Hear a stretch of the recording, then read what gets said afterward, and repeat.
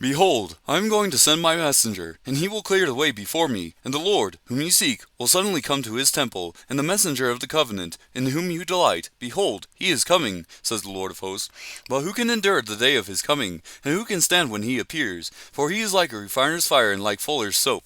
He will sit as a smelter and purifier of silver, and he will purify the sons of Levi and refine them like gold and silver, so that they may present to the Lord offerings in righteousness. Then the offering of Judah and Jerusalem will be pleasing to the Lord as in the days of old and as in former years.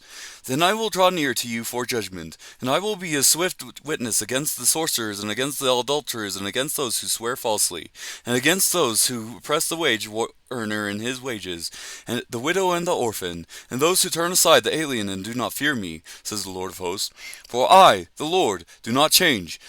Therefore you, O sons of Jacob, are not consumed. From the days of your fathers you have turned aside from my statutes and have not kept them. Return to me, and I will return to you, says the Lord of hosts. But you say, how shall we return? Will a man rob God? Yet you are robbing me.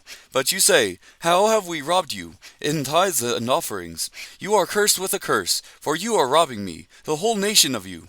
Bring the whole tithe with into the storehouse, so that there may be food in my house, and test me now in this, says the Lord of hosts, if I will not open for you the windows of heaven and pour out for you a blessing until it overflows.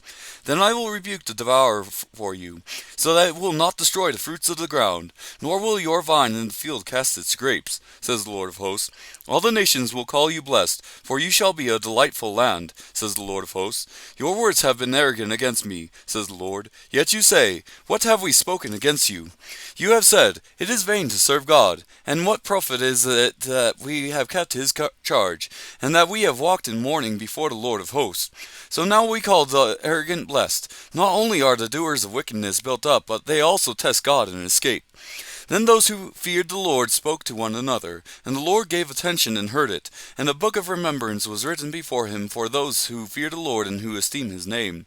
They will be mine, says the Lord of hosts, on the day that I prepare my own possession, and I will spare them as a man spares his own son who serves him. So you will again distinguish between the righteous and the wicked, between one who serves God and one who does not serve him.